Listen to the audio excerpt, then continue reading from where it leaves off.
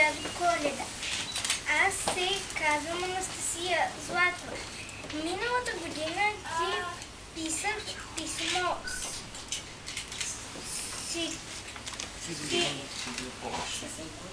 Сигурно не помниш. Иска да ми донесеш кученце. Ама истинско. Ти, дядо Коледа, какво си разбрал? Донесе ми малко кученце, ама играчка, куче.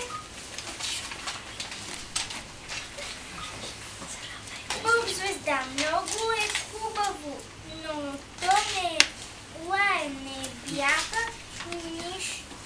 нищо не прави. Аз не исках такова.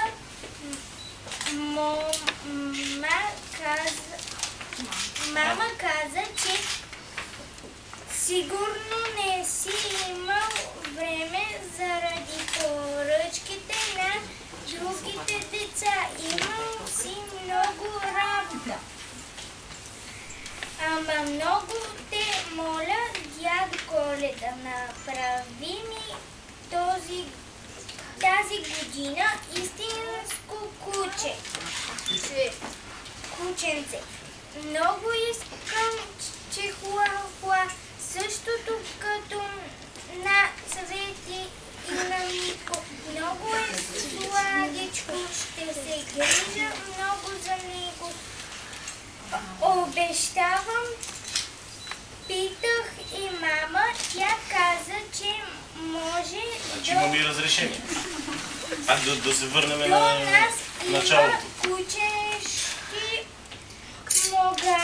магазин, ще му купим легло, храна, моля те. Не, тук има заключението. Ако и тази година не